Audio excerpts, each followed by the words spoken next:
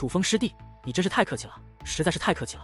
眼下的抉择根本不用考虑。2名守门弟子虽然嘴上说着楚风客气，但自己却毫不犹豫的去接过了楚风手中的认主骑兵，将骑兵握在手中后，更是拍着胸脯保证道：楚风师弟，你放心，我一定以最快速度去通知到几位师弟师妹，让他们在天黑之前将你接进四海书院。说话之间，信里的弟子便转过身去，准备离开，但是他的抉择早已清晰可见，显然是要先通知苏柔等人。站住见状，那刘振彪顿时大喝一声，指着信里的守门弟子道：凡事都讲个先来后到，之前你明明答应我去通知我弟弟，怎么现在收了人家2件认主骑兵，你们就改口了？你们还有没有点道义？对于刘振彪的指纹，2名守门弟子有些哑口无言，甚至不由得红了脸，因为他们也知道自己的举动很是不对。道义？你这种人也配谈道义？见2位守门弟子不知如何应对，楚风则是冷然一笑，很是鄙视地扫了刘振彪一眼。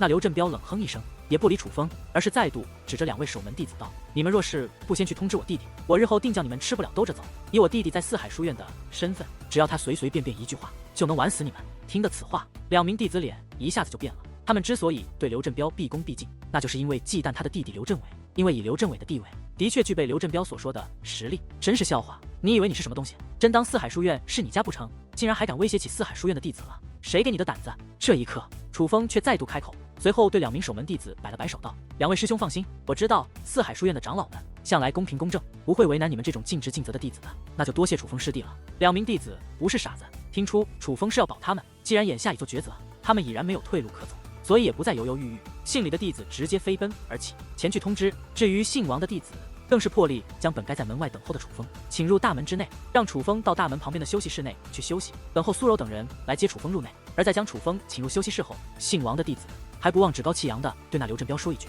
你排队去，你这臭不要脸的势利的东西，仗着那小兔崽子为你撑腰，竟敢这么对我说话，我日后定要我弟弟整死你，就算以后你跪在面前给我认错，我也不会放过你。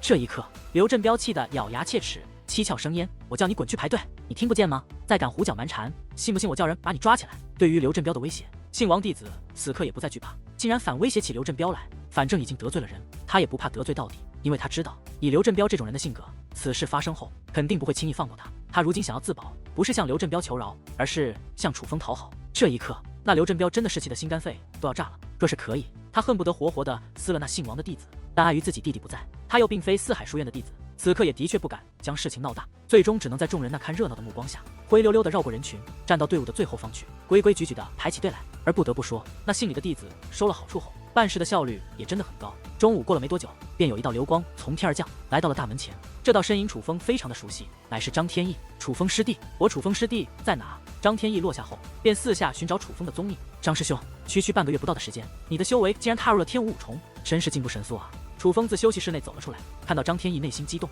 走上前去，很是高兴地捶了一下张天翼的胸口，因为他发现张天翼的修为已然踏入了天武五重。可要知道，当初来到此处时，张天翼不过是天武3重而已，半年不到的时间内连跨2重，这种速度已是不弱。我这算什么？见到苏柔和苏美，你会更惊讶。不过不管怎么说，我们能有今天的成就，都是托了你的福。见到楚风，张天翼同样兴奋不已，托了我的福。楚风听得云里雾里，不太明白，我怎么看不透你的修为？你这小子还说我进步神速，我看我如今依然没有追上你，倒好像是被你甩得更远了。张天翼仔细观察了一下楚风，发现根本看不透楚风的修为，这让他更加欣喜，因为他知道楚风背负很多，打心眼里希望楚风变得更强，哪怕超过他1000倍万倍，他也绝不妒忌，因为这就是兄弟。这楚风的修为竟然还要在张天翼师弟之上。而听得此话，那位信王的守门弟子则是眼前一亮，这才发现身为界灵师的他也是看不透楚风的修为，而再看看张天翼以及楚风的反应，则多半说明张天翼所说是真，这就让那姓王的更感吃惊了。张天翼已是那般强悍，而这楚风明显比张天翼要年轻不少，修为竟在张天翼之上，这绝对是难得一见的天才啊！连他四海书院也是少有。这一刻，他不免暗自庆幸自己选择投靠的是楚风，而不是刘振彪，因为楚风的潜力简直超越那刘振彪数倍不止，二人根本不可相提并论。罢了，你小子向来神秘，天赋也本就超越我们，否则这四海书院也不会留不住你。跟我走吧。那守门弟子通知我后，我便嘱咐他不得去通知无伤，还有苏柔、苏美他们，我不能让他们知道你来了。我要偷偷把你带到我的府邸，然后给他们一个惊喜。张天翼爽朗的大笑着，兄弟分别近乎半年，如今中的相见，他真是开心坏了。今晚我们兄弟不醉不归。楚风也是笑着应道，他与张天翼不仅同样出自九州大陆，同样修炼于青龙宗，更是同患过生死，共灭过强敌，是真正肝胆相照的兄弟。楚风兄弟。而就在这时，那姓王的守门弟子却是犹犹豫豫，似是有话要说。楚风多么聪明的人，一眼就看出了他的为难之处，于是对张天翼道：“张师兄，这里还有点小麻烦，不过相信对你来说应该没有什么问题。”随后，楚风便将刘振彪的事情简单的说了一下。我还以为是什么事，原来是那刘振伟。听得经过之后，张天翼哈哈大笑，随后故意将目光扫向大门外那长龙的尾端，高声说道：“刘振伟在外人眼中什么样，我不知道，但在我张天翼眼中，连条狗都不如。几日前刚让我打掉了2颗门牙，已经没脸出来见人了。如果他再敢出来生事，我不介意再揍他一顿。”话罢，张天翼便带着楚风腾空而起，消失在了天际。但是那站在长龙尾端的刘振彪心情可就不太好了，因为他从张天翼的话中听出，他的自认为嚣张无比、所向披靡的弟弟，在四海书院的日子似乎并非想象中那么美好。楚风抵达张天翼领地之时，天还没有黑，所以楚风能够清晰地将张天翼的领地揽入眼中。这是真的是一块辽阔的土地，不但有小型山脉，还有大型湖泊，地域辽阔。而张天翼又喜欢宫殿，于是在自己的领地内找人建造了不少壮观的殿宇，所以一眼望去，这张天翼的领地更像是一座小型的宗门。只不过这里的主人乃是张天翼，楚风师弟如何？我这领地建造的还算不错吧？张天翼得意地问道。甚好，看来张师兄在这四海书院过得很是惬意吗？楚风笑道。别提了，修武者的世界怎么可能有真正惬意的地方？无论在哪里都有纷争啊。张天翼摇了摇头，随后又道：“我已命人去将苏柔、苏美和无伤那小子请来了，等下你安静一点，带他们进来，吓他们一跳。”楚风点了点头，但实际上他真是迫不及待的想要见到苏柔、苏美2个属于自己的美人，以及将无伤这位比自己还小的兄弟。张天翼的领地中有着不少仆人，所以他准备酒宴的速度很快，倒是通知苏柔、苏美和江无伤有些麻烦，毕竟这四海书院实在太大，哪怕他们4人的领地距离较近，但是想要通知也需要一些时间。此刻偌大的客厅内，一桌子酒宴前，就只有楚风与张天翼2个人。张天翼与楚风闲聊一番后，突然问道：“楚风师弟，你这半年的时间，你都去了哪里？可有发现与我那玉佩图案相像的东西？”当初刚刚来到东方海域的时候，张天翼知道楚风不准备拜入四海书院，所以委托楚风帮助自己寻找与自己身世有关的线索。那是一个玉佩上的图案，准确来说应该是一个标志，一把带着翅膀的剑，唯美而霸气，甚是不凡。虽然我走的地方不多，但无论走到哪里都有留心观察，甚至侧面询问，但却没人知道那个图案，也没有见过那个图案。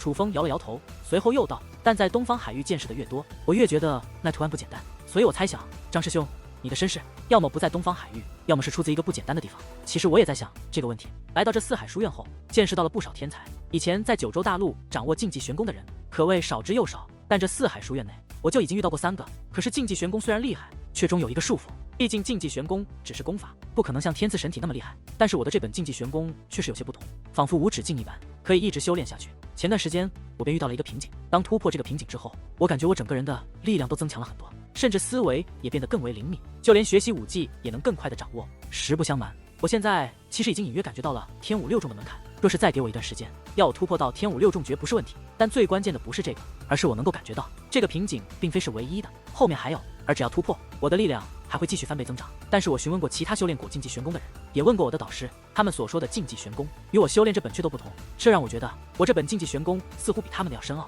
要玄妙，甚至可以说是独一无二的。张天翼说道：“张师兄，可否让我看看你修炼的那本竞技玄功？”听到张天翼的话后，楚风也是颇感吃惊，于是他想要看看那本竞技玄功究竟是什么样的。当然可以。至于张天翼也是爽快的直接将自己视若珍宝的竞技玄功拿了出来，递给了楚风。这本竞技玄功换作是常人要，除非取了他的性命，否则他绝对不给。但是楚风若要，完全是一句话的事情，这就是真正的兄弟。而楚风则是仔细观看起来，他一目十行，阅读速度极快，只是片刻的功夫，一本书已是一字不漏的阅读完毕。但是看完之后，楚风的眼中也是闪现出了怪异的微光，虽然表面看似平静，但内心早已是翻江倒海。张师兄，可否让我检查一下你的身体？沉思一番后，楚风又开口问道。当然可以。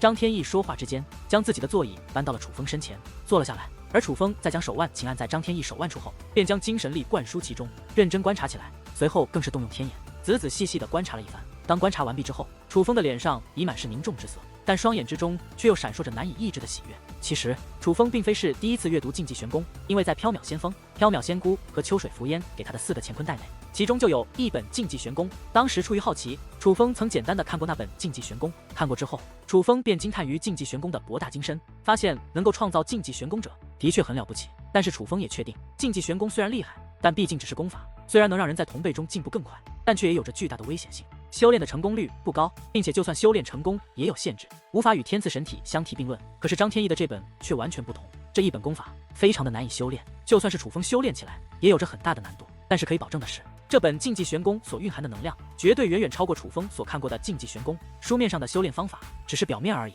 若是全部掌握，便可以自己感悟出更深的境界，甚至感悟到张天翼所说的瓶颈。也就是说，修炼这本竞技玄功，只要突破，便会有巨大收获，甚至这瓶颈是无止境的。只要领悟力足够，玄功掌握的扎实，是完全可以继续突破下去的。这样的竞技玄功就等于没有束缚，可以说这本竞技玄功真的有着与天赐神体近乎一样的奥妙之处，是真正能与天赐神体媲美的功法。尽管现在看不出太大优势，但是只要继续精进，那么优势将会越来越大，总有一日会势不可挡，一鸣惊人。最主要的是，经过楚风的分析，虽然这本玄功从表面看似乎对修炼者没有任何要求，但实际上要求极其苛刻，只有特定的人群能够修炼，就连楚风也不符合这本竞技玄功的修炼要求。但是张天翼却是符合修炼这本竞技玄功的人，也就是说，除了张天翼或者与张天翼相同的人外，其他人修炼这本竞技玄功，那就是死路一条，轻则走火入魔而死，重则成为丧失灵智的嗜血狂魔。楚风师弟，你看出什么了吗？看着楚风那一脸凝重，张天翼担忧地问道：“张师兄，你看过这本竞技玄功，应该就清楚了。”楚风并未直接回答，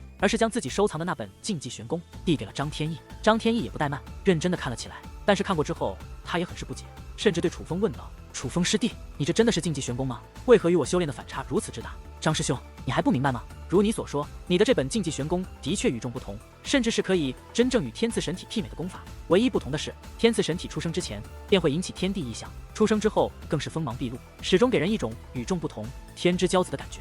我想，若不是紫菱在出生之后便遭到了特殊的手段，她如今的成就一定是不可想象的，因为她便是真正的天赐神体。不过，你这本竞技玄功却拥有着不弱于天赐神体的潜力，只是初练之时并无异样，可以说与其他竞技玄功的效果是相同的，会有特殊的手段，可也无法与天赐神体相比。但是只要突破一重瓶颈，就会从头到脚，从内脏到细胞发生质的变化，越是突破越会光彩照人。依我看，这本竞技玄功，你若继续修炼下去，终有一日会有着不输于天赐神体的力量。最主要的是，这本竞技玄功只有你能修炼。楚风如实说道，脸上却满是喜悦之色。张天翼能有此本功法，日后成就不可限量，恐怕终有一日会追上自己，甚至超越自己，也未必没有可能。而身为张天翼的好兄弟，张天翼能有如此宝贝在手，楚风自然替他感到高兴。这么说来，我的身世还真是……张天翼其实早有猜测，听得楚风这番话，他越发确定了自己的猜测。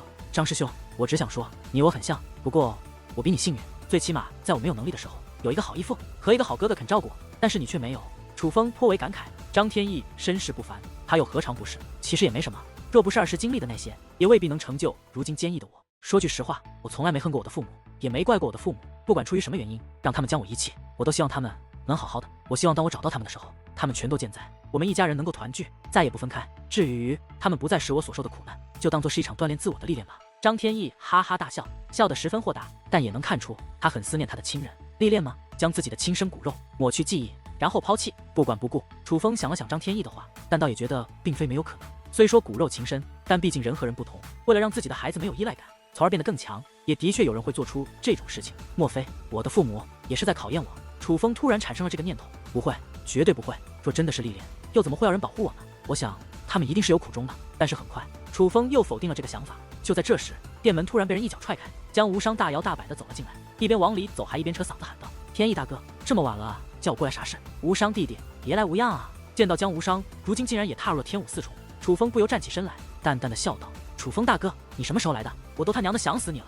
见到楚风，江无伤顿时面容大变，先前的慵懒瞬息不在，取而代之的是难以抑制的狂喜。且说话之间，江无伤更是身形一纵，直接来到楚风面前，来了一个纯爷们的拥抱。好香啊！我就说张师兄不可能无缘无故叫我们过来嘛。姐姐，咱们快进去，今晚可有好吃的了。你这丫头，难道你府里有缺过好吃的吗？那可不一样，张师兄府里的饭菜更合我的胃口，哪天非要把给他做饭的人给抢过来不可，因为他做的太好吃了。而就在这时，一道甜美而充满灵性，一道悦耳又充满稳重的两个声音，突然在店外连绵响起，紧随其后两道美艳的娇躯携手并进，踏入了大殿之内。一位面容清纯，笑容甜美，娇躯玲珑有致，皮肤白皙照人，只看一眼便能让人酥到骨子里，真是养眼至极。另一位长相妩媚，气质逼人，身材更是前凸后翘，极为诱人，让人看得血脉喷张，恨不得立即抱入怀中一亲芳泽。而这两位自然便是苏美和苏柔，这对姐妹花。苏柔、苏美，你们快看，是谁来看我们了？见到苏柔和苏美，还不待楚风说话，江无伤便兴奋地大喊起来。顺着江无伤的方向看去，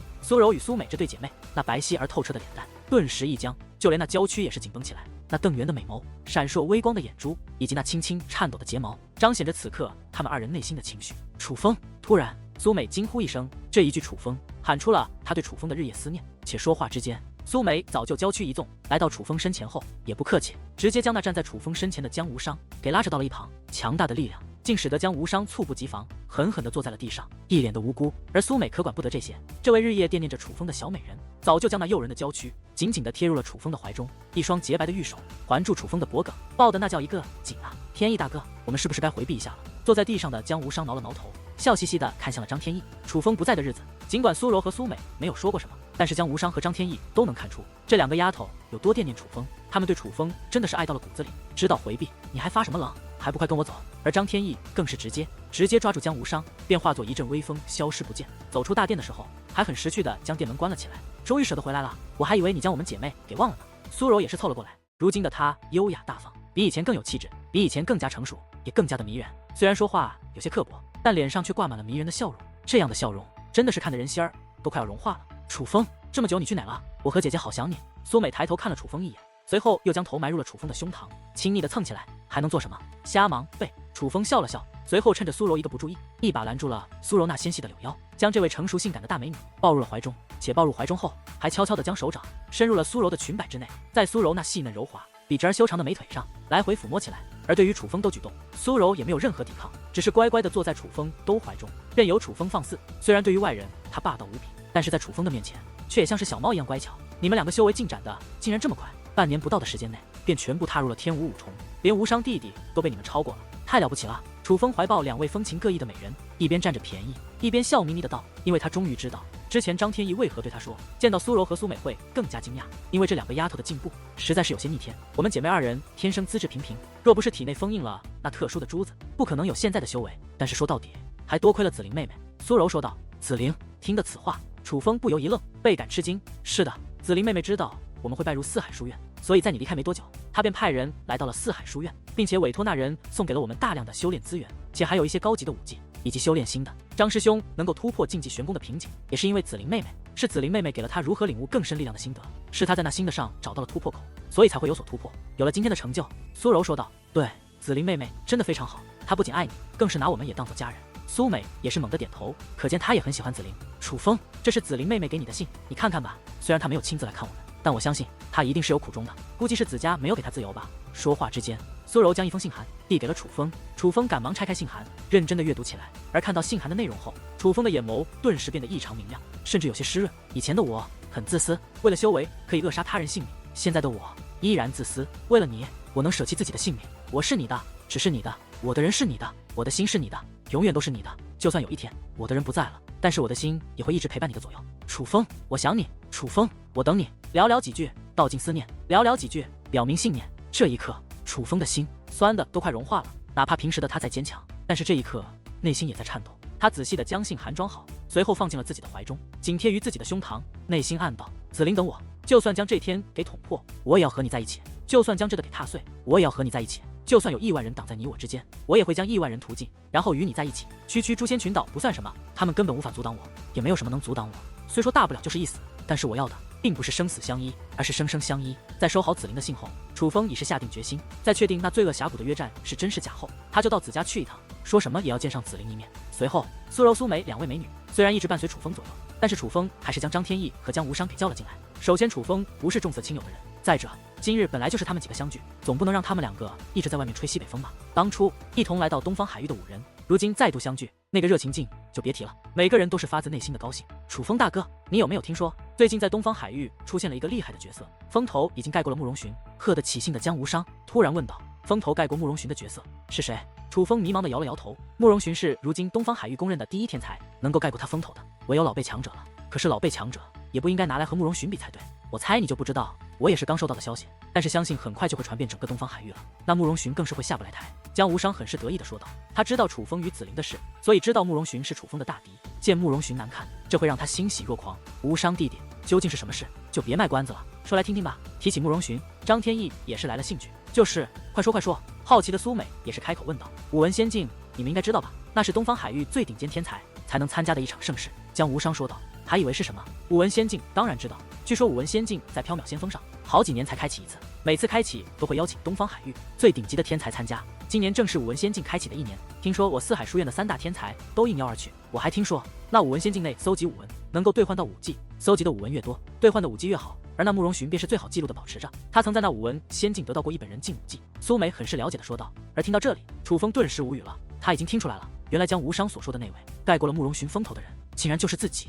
虽说自己在武文仙境的收获的确超越了慕容寻，但是只从这一点上就说自己盖过了慕容寻，那也实在太扯了。因为楚风心里清楚，他与慕容寻定然还有着一段很大的差距。至少以他如今的实力，连对付慕容寻的未婚妻亚妃都未必能够获胜。楚风再度突破一重，否则多半会不敌亚妃。至于慕容寻，那就更是远远不敌了。尽管知道将无伤要提起的人是自己，但是楚风也没主动承认那无情就是他，因为若是这个时候坦白，简直等于是自己给自己脸上贴金。反正这个秘密他们早晚是会知道的，现在不说也无妨。所以楚风干脆选择继续听下去。那慕容寻已经成为过去时了。这次武文仙境出现了一个叫做无情的人，据说他获得了6000道武文，而你要知道，那慕容寻所闯下的记录只是区200道武文。果不其然，将无伤开始得意洋洋地宣扬起楚风在缥缈先锋上的所作所为，并且那个热情劲，简直就像是把无情当做了偶像一般。6000道武文，差距竟然这么大！听到将无伤的话后，张天翼和苏柔、苏美三人脸上皆是露出吃惊之色。这还不算什么，据说那无情战力不凡，曾凭借1品武军的实力击败过3品武军。你们应该知道，武军的境界品阶差距巨大，哪怕我们在天武境都能越级而战，但是到了武军境恐怕也不行。但是那无情却可以，并且他不仅战力超群，更是擅长结界之术。对了，据说他还会秘籍。说到此处，江无伤看向了楚风，说道：“楚风大哥，来到东方海域后，我可是第一次听说，除你之外还有会秘籍的人。你说那无情厉不厉害？照你这么说，那叫无情的还真不简单。我倒是很想见识一下这个人物。”还不待楚风说话，张天翼便点了点头，表示对那无情给予肯定。依我看，他的实力早晚会超过慕容寻，是慕容寻的头号大敌。无情这个名字也很霸气，无情之人，我喜欢啊。江无伤说到其境处，还自己饮下一杯酒，满脸的爽快。好了，就算他再厉害，又与我们有什么关系？有这个时间，还不如想想2日之后那千年古城的事了。苏柔插嘴道：“千年古城要开启了，无伤弟弟，你可有准备好？”提及千年古城，张天翼也是变得凝重起来，而江无伤更是满脸的无奈，说道：“若是只有咱们9人进去，倒也没什么。但是此次王月居然也去，并且我听说他大哥王龙也会陪同他一起进去。有那王龙在，恐怕就算有什么好处，也轮不到咱们了。王龙真的要去，这消息可靠吗？”听得此话，苏柔很是担心的追问道：“千真万确，这件事几乎已经定下了。”江无伤很是无奈的感叹道：“真是该死，那王月已是很难对付，竟然还跑出来个王龙。本来这对无伤来说是一个千载难逢的好机会，难道就要这样错过吗？”苏美也是气得贝齿紧咬，怨声载道。而此刻坐在一旁听得迷迷糊糊的楚风，终于忍不住开口问道：“你们说的千年古城是怎么一回事？”是这样的，我四海书院不是封存了很多遗迹和秘地，供四海书院的弟子修炼吗？这千年古城便是其中一个非常重要的一个。千年古城每年只开启1次，并且开启之时只允许四海书院的新生弟子中最优秀的几人进入，而我们几个身为识字导师的弟子都有资格。苏梅讲述道：“这不是一件好事吗？为何愁眉苦脸的？”楚风追问道：“他知道定有缘由。那千年古城内蕴含着大量的天药，甚至还有武药，进入其中肯定要争夺的。我们几位天字导师的弟子倒也还好，毕竟修为相差不多。但是那王月可就是个异数，他是今年与我们一同拜入四海书院里的新生弟子，但是他却是直接拜入副院主门下的天才弟子，他的修为要远在我们之上。据说如今已是天武8重，本来只有他一个倒也罢了，如今他竟然还要他的哥哥陪同。他哥哥同样是副院长的弟子，并且是四海书院3大天才之一，是为4品武军。4品武军，那与我们简直是天差的别。并且那王龙是有了名的护短，我怕他与我们一同进入千年古城，到时候我们什么都得不到，全部被那王月一人私吞。”苏梅很是担心的道：“王龙。”这一刻，楚风陷入了沉思，对于这个名字很是熟悉，随后突然目光一闪，心中暗自说道：“想起来了，王龙是谁？”楚风不但知道，而且还见过，在缥缈先锋的时候，那个王龙还有四海书院另外2名天才弟子秦羽和兰溪曾一同来楚风套过近乎，但是楚风却没怎么搭理。虽说4品武军在之前对于楚风来说，楚风还很忌惮，但是如今的楚风实际修为是天武8重，若是动用3重雷霆，那就是2品武军。1品武军的时候，楚风能狂扁3品武军；2品武军的时候，自然能狂扁4品武军。所以不管那王龙是不是什么四海书院的3大天才，楚风还真不放在眼中。于是问道：“不是说只有新生弟子才能进入吗？那王龙既然拜入四海书院，也有些年头，显然不该具备进入的资格才对。”话是这么说，但是那王龙毕竟身份特殊，3大天才弟子毕竟是如今四海书院的招牌，他若要进去的话，四海书院是会默许的。苏梅很是无奈地说道。可以看出，对于王龙能进入千年古城之事，他也很是不服，但却又无可奈何。只是天药和武药的话，那就顺其自然吧，因为此次我可是给你们准备了一些礼物。楚风笑着说道，因为他知道他给苏柔等人准备的礼物可绝对能超乎他们的想象。但是谁曾想，哪怕听到礼物2字，江无伤也是满脸的感慨，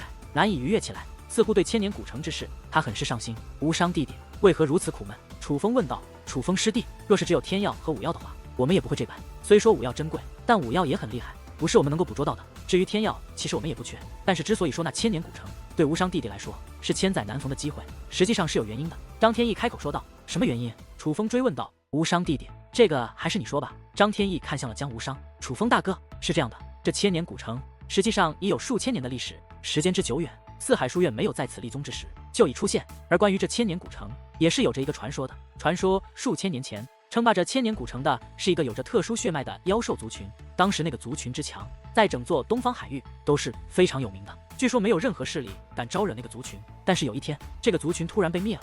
有人说是一名男子所为，并且那名男子的额头上写着一个字，什么字？地字。地字，莫非是传说中的地级血脉拥有者？听得此话，楚风也大吃一惊。若传说是真的，那么就一定是地级血脉拥有者，并且据说在将妖兽族群斩杀后，那位男子也没有再从千年古城出来过，并且事实证明，如今那千年古城的核心早已不在，神秘的消失了。所以很多人都猜测是那名男子凭借通天之能隐藏了千年古城的核心，而他就安眠于其中。虽说以我的实力很难让那隐藏的古城核心再现，但是也许能在千年古城之中找到一些关于那男子的线索，哪怕一点点，也许对我也会有着巨大的帮助。但是若那王龙也进入其中，恐怕很多事情都会受到束缚，我担心我等的自由也会被其限制，并且我有不祥的预感，他肯定会坏了我的事。说到此处，江无伤脸上的忧愁之色更是浓郁了几分。而听到这里，楚风已经明白了一切。如今的江无伤只是黄级血脉，地级血脉可以说是他奋斗的目标。但是地级血脉与黄级血脉虽然只差一字，但实际乃是天地之隔。想要从黄级血脉蜕变为地级血脉，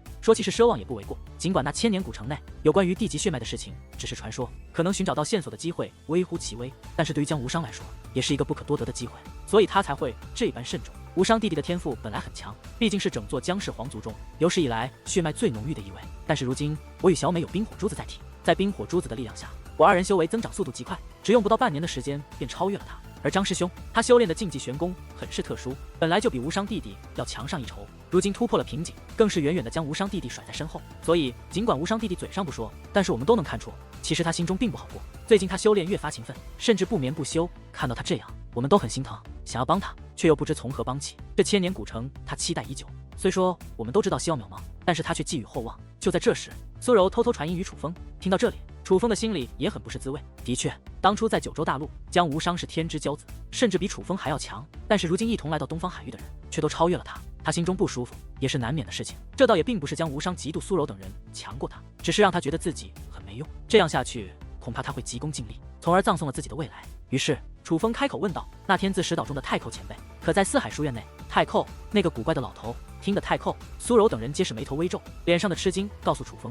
他们似乎都不太喜欢那个家伙。我与太寇有过一面之缘，他对我的印象还不错。若是他在四海书院的话，我去找他商量一下，要他开口，让我与你们一同进入那千年古城。你们觉得希望大吗？楚风问道。真的？楚风大哥竟然认识那太寇，并且他对你印象还不错，这可真是不可思议。那老东西的性格简直就是怪胎呀！江无伤感觉难以置信，他可知道那老头有多古怪。还真别说，以太寇在四海书院的地位，只要他开口，就算你不是我四海书院的弟子，但是进入千年古城也绝对没问题，保证没有人敢说什么。只是那家伙那么怪，他会答应吗？张天翼也有些怀疑，不管会不会答应，总要试一下吧。楚风笑道，随后又说，如今我修炼了一种特殊的结界之术，观察隐藏食物倒是有着几分把握。若是那千年古城内真的如传说一般，我应该能够挖掘到一些线索，那可太好了。太寇是个没正事的家伙，虽为四海书院天字导师，但从来不教导任何弟子，四海书院就如同养大爷一般供养着他，而他也常年不在四海书院内。但是很巧，我今日还听人说起了他如今的确在四海书院内。听得楚风的话后，江无伤那沉闷的情绪顿时一扫而空，取而代之的是无尽的兴奋，就如同已经看到了未来的希望一般。如果那太寇真的准许，那我岂不是能和我家楚风哥哥一同进入千年古城了吗？这可实在太好了。但是相比于江无伤，苏美似乎更加兴奋，竟不顾众人目光，笑嘻嘻地钻入了楚风的怀中。事实上，所有人都很高兴，因为他们都无法看透楚风的修为，但是所有人都知道楚风的修为肯定在他们之上。就算知道楚风无法与那王龙抗衡，但是若是楚风能够与他们一同进入千年古城，他们也会踏实不少，因为他们都知道楚风的确掌握着一些他们都不具备的手段和能力。楚风哥哥，你不是说给我们准备了礼物吗？什么礼物啊？快拿出来看看。在楚风怀中的苏美笑嘻嘻的道：“楚风师弟，刚刚不是说准备了礼物吗？”张天翼也是笑道：“虽然还不能确定楚风能够与他们一同进入千年古城，但是众人却已然见到了希望，那悬着的心也算落下了半截，那压在心间的石头也算消失了一半。此次前来，我的确给你们准备了礼物。”楚风说话之间，拿出了4个乾坤袋，一人一个，丢了过去，让我看看究竟是什么好东西。苏美等人都迫不及待地打开乾坤袋，查探起来。然而，当他们乾坤袋后，4人的表情在一瞬间同时凝固了。凝固之后，取而代之的是无比的震惊，真的是无与伦比的震惊。因为他们惊愕地发现，那乾坤袋内的物品实在太惊人了，武药竟然是价值不菲、珍贵无比的武药。下品武药足有500克，中品武药也有100克，甚至就连上品武药也有3克。这绝对是他们之前想象不到的东西，因为武药实在太珍贵了。除了紫菱给他们的修炼资源中，他们各自享受到了几颗下品武药外，至今便没有碰过武药。想不到楚风一掷千金，直接给了他们每人这么多武药。如果只是几颗武药也就算了，竟然是几百克。如果只是下品武药也就算了，就连中品武药也有100颗，甚至上品武药每人也有3颗。不得不说，幸福来的实在太突然，他们4个有些接受不了。楚风，你哪弄来这么多武药？你到底经历了什么？苏柔用那无比震惊的目光看向楚风。与此同时，其他3人也都以同样的目光看向了楚风。运气好，遇到了一些奇遇罢了。楚风笑了笑，这些东西本来他也没有，是在离开缥缈先锋时，那想要劫持他的4位武军巅峰身上的来的。实际上，这还不是全部。虽然楚风分给了他们4个，每人500下品武药，100中品武药，3颗上品武药，但是楚风也留下了一部分。虽说以楚风如今丹田所需要的能量，这些武药起不到太大作用，但是这毕竟是可以当做金钱流通的东西，楚风留在身上，能够以备不时之需。并且楚风觉得这些武药对于如今的苏柔等人来说已是足够，因为他们不像自己炼化任何修炼资源都能只在一瞬间完成，并且能够全部吸收。他们炼化这些东西可是需要一定时间的。楚风大哥，不管这些武药你是从何得来，但是我知道你提升修为是需要大量修炼资源的，这些武药我不能要。虽然动心不已，但是江无伤却并没有将那乾坤袋收起来，反而是还给了楚风。楚风哥哥，你比我们任何人都需要这些，还是你自己留着吧。苏梅也是开口。与此同时，苏柔和张天翼也是将乾坤袋还给了楚风。对于他们的举动，楚风微微一笑，说道：“你们留着吧。这些武药虽然蕴含了不俗的药力，但是对于我来说却是效果甚微。楚风大哥，你现在究竟是什么境界了？竟然连这么多武药，对于你来说都起不到太大的作用。你该不会是已经快入武军境了吧？”听得此话，江无伤更为吃惊，那种看向楚风的目光，简直就像看待怪物一样。武军境还早着呢，只是我的身体需要的修炼资源太庞大了而已。楚风苦笑着摇了摇头，随后将手摸向了自己的乾坤袋，说道：“安心收着吧，我还有更好的东西要送给你们。”楚风说话之间，掌心一翻，随后4颗光芒闪闪的5只仙魔便自其掌心爆射而出，分别飘到了苏柔、苏美以及张天翼的身前。我的神啊，这是什么东西？而早就被楚风弄得震惊不已、心绪难以平静的江无伤等人，在看到那5只仙魔之后，都再度被吓了一跳。因为5只仙魔太神奇了，虽然同为上品武药，但却与其他上品武药完全不同，品质非常之高，太神奇了！这简直就是无价之宝，真正的修炼圣物，其中蕴含的武力非常浓郁，并且非常柔和。若是将其炼化，也许我能够直接突破2重修为。身为界灵师的江无伤，更能清晰地感受到这5只仙魔的美丽，简直快要乐疯了。炼化之后便能够突破2重修为的宝贝，说出去都未必会让人相信。实际上，别人对他说，他也不会相信。但是当这5只仙魔就这样摆放在他面前之际，他却不得不信。什么？突破2重修为，只靠这颗蘑菇，真的可以吗？听到江无伤的话后，苏美、苏柔以及张天翼也更是吃惊不已。他们能够感觉到5只仙魔的厉害之处，但因为不是界灵师，没有精神力的缘故，他们看得不如江无伤那般透彻。所以听到江无伤的话后，不得不说，他们又被吓了一跳，但同时也表示怀疑，这5只仙魔的确很特殊，这是一种特殊的修炼奇物，来历也很不凡。不管你们是体内封印冰火珠子，还是拥有传承血脉，或是依靠禁忌玄功，但我敢保证，这个对于你们都有着很大的帮助。而以你们如今的修为，若是能够彻底将其炼化，也许突破2重修为都是不止。楚风笑着说道：“楚风哥哥，你到底经历过什么，竟然能够得到这样的奇物？这东西若是拿出去，定然能够掀起一场腥风血雨。”苏美看向楚风的目光已经变了，不再是之前的震惊，而是后怕和心疼。尽管他没有陪同楚风一起去经历那些，但是他却能够想到，这样的奇物不是那么好拿到的。楚风能够拿到，一定经历过不为人知的磨难才对。楚风大哥，那武药我可以收下，但是这个实在太贵重了，我不能要。江无伤推脱道：“楚风师弟，无伤弟弟说的对，这东西如此珍贵，定然是你冒了巨大风险，以命相拼才得来的，我怎么能够收下呢？”张天翼也是开口拒绝。与此同时，苏柔与苏美皆是如此。我说了，这些东西对我用处不大，况且我也有留了一部分。正所谓有福同享，有难同当。你们是我楚风最亲近的人，在我有难之时，你们与我同当了；在我有福时，难道不能与我同享吗？楚风说话之间，故意装出一副有些生气的模样。而听到楚风这番话后，苏柔、苏美以及张天翼和江无伤都沉默了。好了，那千年古城不是2日后就开启了吗？你们如今这个修为进入其中，作为不会太大，我可以帮助你们在短时间内将其炼化，这样2日之后再进入千年古城，你们一定会有更大作为。见4人不再推脱，楚风再度说道。而在楚风执意之下，他们4人也不再倔强，而是开始在楚风的帮助下，纷纷炼化5只仙魔。炼化修炼之物不是简单的事情，尽管这5只仙魔所蕴含的能量很是柔和，本就方便炼化，但是以苏柔等人的本事，也不是短时间内能够完成的。所以楚风帮助他们布置了一道结界大阵，并且不断地向结界大阵内灌输自己的力量。四人坐在结界大阵之中，便可以更好的炼化掉五只仙魔。黑夜渐渐被白昼取代，东方已然泛起了耀眼的光芒。当光芒笼罩大地，占据天空，新的一天就此开始。然而，在那预备酒宴的大殿内，酒宴早已撤去，取而代之的是一座紫光流转的结界大阵。楚风坐在大阵中心，苏柔、苏美、张天翼以及江无伤四人分别盘坐在大阵的4个阵眼中，双眼紧闭，一层又一层的气息吞吐而出，炼化那漂浮在身前的5只仙魔。距离布置好大阵已经过去足足1夜的时间，此刻楚风的脸色有些苍白，彰显疲惫之态。同时帮助4人炼化5只仙魔，楚风必须投入全力，所以付出的代价也是很大。但是好在效果比楚风意料的还要好。苏柔和苏梅很不简单，楚风能够感受到他们2人体内的珠子竟然与楚风的神雷有着异曲同工之妙，竟在帮助2人炼化5只仙魔。如今2人显然还没有完全掌握这珠子，若是彻底掌握，定然会更加厉害。至于张天翼所修炼的竞技玄功，也的确很厉害，虽然比不上有神奇珠子辅助的苏柔和苏美，但是也不比2人差上多少。这样一看，还真是江无伤稍显弱了一些。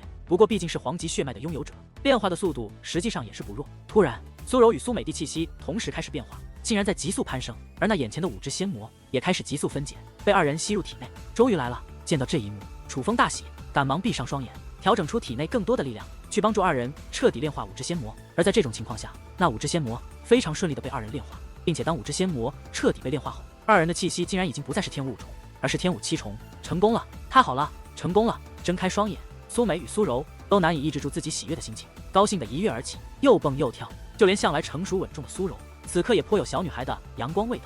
他们真是没有想到，这5只仙魔竟然真的这么神奇，直接让他们突破2重修为，实在太让他们喜出望外了。喜悦之余，姐妹2人同时将目光投向了楚风，想与楚风分享自己的这份喜悦。但是当他们2人看到楚风后，那本笑得如花一般的小脸顿时大变，一下子就变得紧张起来，几乎同时来到楚风身前，呼喊道：“楚风，你没事吧？”这一刻，2人真的吓坏了，因为他们发现此刻的楚风面色苍白如纸，没有一丝血色，并且汗如雨下，已经浸透了衣衫。仅仅是1夜的时间，楚风如同瘦了1圈，憔悴不已。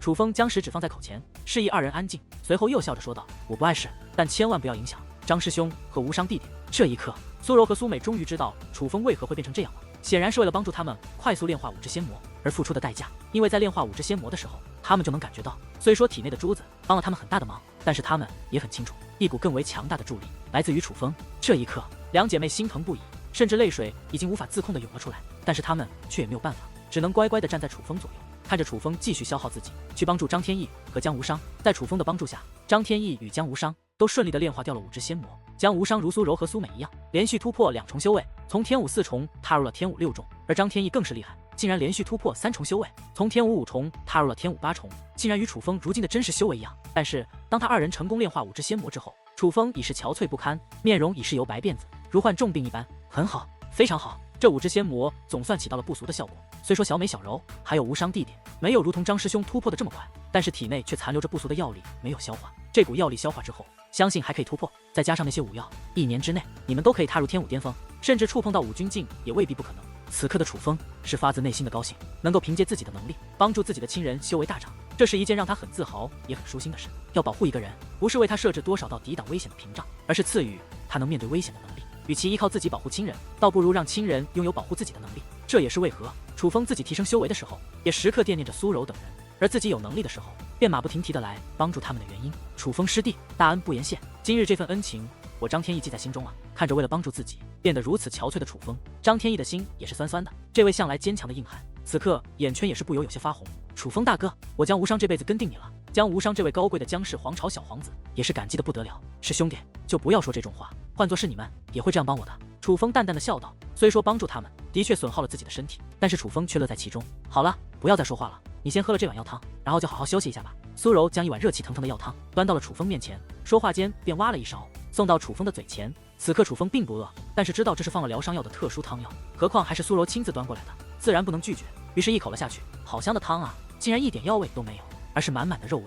吞下之后，楚风赞不绝口，因为这碗汤药真的很是好喝。当然好喝了，这可是我姐姐亲自给你熬的。苏美在一旁笑眯眯的道：“小柔竟然还有这样的手艺，那我得多喝2口。”听得此话，楚风更是大喜，直接端过汤碗，咕嘟咕嘟几口就全部喝了下去，喝的那叫一个干净。喝过汤药之后，楚风睡了一觉，在他那强大神雷的滋润下，楚风只是睡了短短2个时辰，气色就已恢复的差不多了。楚风并没有久睡，而是在气色转好之后，便赶忙动身，在苏柔和苏美2位美女以及张天翼和江无伤2个兄弟的陪同下，前往了太寇的住处。他必须争取能够进入千年古城，而太寇是唯一的希望。太后的住处可以说是四海书院风景最好的领地之一，但是这领地内的建筑可就惨不忍睹，竟然连一个像样的宫殿都没有，只有一个简陋的小草屋。并非是四海书院小气，不给太后盖起豪华宫殿，实在是太后性情古怪，不让四海书院给她盖宫殿。这个小草屋是她自己盖的，并且太后的领地没有划分界限，也没有人看守，因为她没有仆人，所以她的领地是随便进的。但是前提是别被她抓到，否则不然会惨不忍睹。此刻，楚风一行5人